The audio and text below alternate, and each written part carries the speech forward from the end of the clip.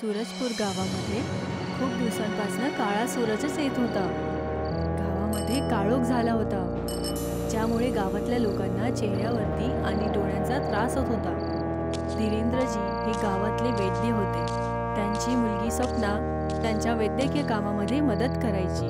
तेव्हा सरला येऊन सांगते, धीरेंद्रजी हा असा वेगळा जो सूरज, धीरेंद्रजी हा असा वेगळा काळा सूर्य आपलं जीवन नष्ट करून टाकेल. आमचा चेहरा जळतोय आणि डोळ्यांमध्ये वेगळाच त्रास होतोय. काहीतरी उपाय करा. या काळ्या सूर्यानं तर जगणं मुश्किल केलंय. तुम्ही घाबरू नका, मी काहीतरी करतो.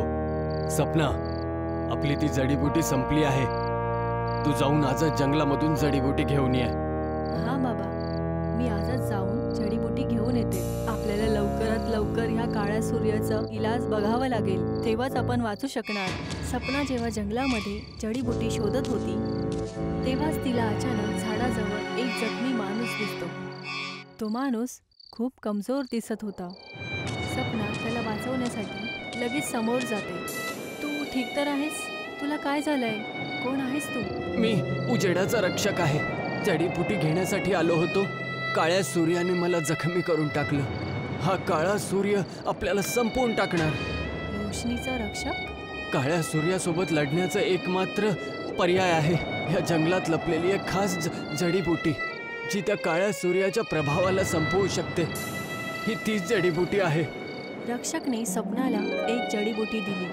हे कोणत्याही सामान्य जडीबुटीपासून वेगळं होतं. काय मी हातून काळ्या सूर्याच्या संकटला नष्ट करू शकते? हां, काळ्या सूर्याची एक गुफा आहे, जिथे उजेडांच्या देवतांचं एक अंगठी आहे. काळ्या सूर्याने त्याच्यावर कब्जा केलाय. त्या अंगठीवरती ह्या जडीबुटीचा रस टाकला तर त्या काळ्या सूर्याचा प्रभाव ह्या जगातून निघून जाऊ शकतो. पण हे काम कोणाला एकाच माणसाला करावं लागेल. मी माणूस नाहीये, मी एक देवदूत आहे. पण माणूसच का? कारण हे सगळं माणसांमुळेच झालंय. माणूस आतून खूप खोकला झालेला आहे. त्याच्या आतून आत्मविश्वास आणि साहस संपत आलेला आहे. जर तू तुझं साहस आणि आत्मविश्वास जागवून एक करू शकलीस तर पूर्ण माणुसकी या काळ्या सूर्यावरती विजय प्राप्त करू शकते. ठीक आहे, तुम्ही पहिले घरी चला. तुम्हाला इलाजाची गरज आहे. स्वप्ना रक्षकला घेऊन घरी येते. रक्षक जेव्हा ठीक होऊन जातो तेव्हा बोलतो, सपना, काळ्या सूर्याच्या त्या गुफापर्यंत जाण्याचा रस्ता खूप कठीण आहे. मी तुझ्यासोबत येऊ तर शकतो, पण तुला सुद्धा तुझी हिंमत दाखवावी लागेल. तुझ्या आतल्या भीतीसोबत जिंकावं लागेल. रक्षकजी, सपना खूपच हिंमतवाली मुलगी आहे. हा, मी त्या गुफेजवळ जाऊन त्या काळ्या सूर्याला नष्ट करेन, पण माझ्यासाठी हे खूप कठीण होईल, पण असंभव नाही. सपना, म्हणणं सोपं आहे पण करणं खूप मुश्किल आहे. लक्ष दे, मी तुझ्यासोबत येऊ तर शकतो, पण गुफापर्यंतच. गुफाच्या आतमध्ये मी नाही येऊ शकत. गुफेच्या मध्ये जाऊन तुलाच त्या अंगठीला शोधून त्याच्यावरती ह्या जडीबुटीचा रस टाकावा लागेल. आणि ह्या प्रवासासोबतच तुला आपला आत्मविश्वास आणि साहस सोबत ठेवावं लागेल. बोल सपना, तयार आहेस?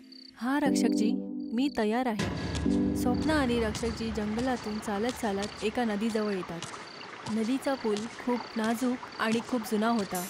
हे सर्व बघून स्वप्नाचं मन घाबरायला लागलं. हे काय? पूल तर खूप जुना आहे. हा तर कधीही तुटू शकतो. आता आपण ह्याला कसं पार करणार? सपना, घाबरू नकोस. आपल्याला ह्या पुलाला पार करावंच लागेल. लक्ष दे, हिम्मत ठेवूनच आपल्याला ह्या पुलाला पार करावं लागेल. ठीक आहे रक्षकजी, मी भीतीला माझ्या मनातनं काढून टाकेल. आपण दोघं मिळून हे पार करू शकतो. स्वप्नाने रक्षकच्या मदतीने पूलवरती पाय ठेवला. पूलची लाकडं तुटायला आली होती, पण तरी सुद्धा हळूहळू चालत त्यांनी संतुलन बनवलं होतं. दोघंही समोर जायला लागले. आपण हे करू शकतो. बस थोडं सांभाळून, बस थोडं अजून. तू बरोबर करत आहेस सपना, आपण पोहोचतच आहोत. शेवटी स्वप्ना आणि रक्षकजीने हिम्मत आणि संयमनी ती नदी पार केली. आता ते आपल्या समोरच्या सफरसाठी तयार होते. ते थोडे समोर जाताच त्यांना एक मोठा पहाड दिसतो. पहाडावर रस्त्यावरती विषदार झाडं होती आणि झुडपं आली आणि त्यांचे काटेही विषदार होते. रक्षकजी, हे तर खूप कठीण आहे. मी ह्याच्यावरनं नाही जाऊ शकत. घाबरू नकोस सपना. जर आपण दृढ निश्चय केलेला आहे तर ह्या काट्यांना पार करणं खूप सोपं होईल. आपण सोबत आहोत. आपल्याला काहीच संकट नाही येऊ शकणार. फक्त आपल्या आतमधला आत्मविश्वास बनवूनच ठेवशील. दोघंही काटांच्या मधून हळूहळू जायला लागले. काटे त्यांच्या हातावर आणि पायावर लागायला लागले. पण सपनाने आपली चिंताही दूर केली आणि रक्षकजी बरोबर समोर जाण्याचा निर्णय केला. हे दुःख मला नाही थांबवू शकत. आपल्याला तिथे पोचावंच लागेल. तू खूप चांगलं केलंयस सपना. तू तुझ्या हिंमत आणि आत्मविश्वासाने याला पार केलंस. काटे असतानाही स्वप्ना आणि रक्षकजींनी या कठीणाईला पार केलं. पहाडावरती चढत जाणं त्यांनी चालूच ठेवलं. त्यांनी बघितलं गुफेच्या रस्त्यामध्ये एक खूप मोठा जंगल होता. जंगलाच्या मधोमध एक वेगळाच धुवा वरती येत होता, ज्यामुळे सगळीकडे अंधार झाला होता. हे काय आहे? हा धूर कुठून येतोय? आणि हे जंगल पण खूप घनदाट वाटतंय. हे धूर नाही तर एक मायावी संकट आहे. याला पार करण्यासाठी आपल्याला लक्ष आणि साहसाची गरज पडेल. हा धूर आपल्या दिशेला आणि मानसिक संतुलनाला बिघडवू शकतो. जर आपल्याला यातून बाहेर निघायचं असेल तर यावरती आपल्याला दुर्लक्ष करावं लागेल आणि आपल्या हिमतीला मजबूत ठेवावं लागेल. स्वप्ना आणि रक्षकजींनी त्या धुवेला पार करण्यासाठी एक युक्ती लढवली. जसेच ते त्या दिशेने चालायला लागले तसंच त्यांना समजलं की तो धूर वाढतच जातोय. हे काय आहे? मला असं वाटतंय मी माझा आत्मविश्वास हरवत जात आहे. मी आता हे अजून नाही करू शकत. सपना, याच्यापासून घाबरायचं नाहीये. हे फक्त तुझ्या मनाचे खेळ आहेत. जर तू तुझ्या भीतीला वश करू शकलीस तर हे संकट आपोआप निघून जातील. फक्त आपल्याला आपल्या प्रवासावरती लक्ष द्यावं लागेल. स्वप्नाने एक मोठा श्वास घेतला आणि रक्षकजीची गोष्ट ऐकली आणि हळूहळू समोर जायला लागली आणि त्या धुवेमधून रस्ता बघत बघत स्वतःला बाहेर काढलं. जसंच ते धुवेच्या बाहेर आले त्यांना गुफेचा रस्ता हा साफ दिसत होता. आपण हे करून दाखवलं आणि आता आपण त्या गुफेजवळ जायला तयार आहोत. पण अजूनही बरेच आवाहन स्वप्नाची वाट पाहत होती. सपना, आता मी पुढे नाही येऊ शकत. याच्या पुढचा प्रवास तुला एकटीलाच काढावा लागेल. रक्षकजी, तुमच्याशिवाय मी कसं जाऊ? तुला हे करावंच लागेल. तू जा आणि त्या अंगठीला प्राप्त कर आणि त्याच्यावर त्या चमकणाऱ्या औषधाचा रस टाक. ह्या काळ्या सूर्याला संपवायचा हा एकमात्र उपाय आहे. तेव्हाच अचानक तिथे काळा सूर्य येतो. तू कुठे जात आहेस सपना? तू मला संपवायला आलीयस ना? मी माणसाचा आत्मविश्वास आणि हिमतीला संपवण्यासाठी सगळे प्रयत्न केले. तू माझ्या प्रभावाला संपवायला आलीयस. असं कधीच नाही होणार. तू त्याला सोडून दे. काळ्या सूर्या, मी तुला पुढे नाही जाऊ देणार. सपना, तू लवकर जा. मी काळ्या सूर्याला अजून काही वेळ थांबवू शकतो, पण मी जास्त वेळ नाही थांबवू शकणार. स्वप्नाने हिम्मत ठेवून समोर गेली. स्वप्ना गुफेमध्ये गेली होती आणि तिचे डोळे सगळीकडे बघत होते. अंधारामध्ये तिला एक चमकणारी अंगुठी मिळते जी सूर्योदयाचा प्रतीक होती. स्वप्नाने लगेच ती अंगुठी उचलली. आता काळा सूर्याचा प्रभाव हा संपून जाईल. तेवढ्यातच तो काळा सूर्य तिथे येतो.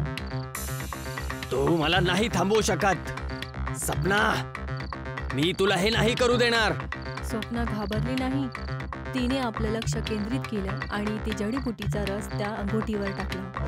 जसंच ते रस त्या अंगुठीवरती पडलं तो काळा सूर्य तिथून गायब झाला. आता तुझी काळी छाया या दुनियातून निघून जाईल.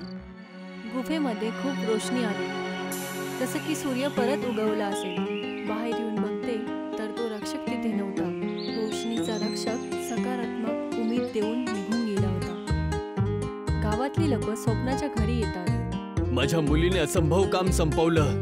गाववाल्यांनो, तिच्या हिमतीने आणि आत्मविश्वासाने आपल्याला वाचवलं. तू आम्हा सर्वांना वाचवलंय स्वप्ना. तू खरंच आमच्या गावातली शान आहेस. मी फक्त तेच केलं आहे जे चांगलं होतं सरला काकी.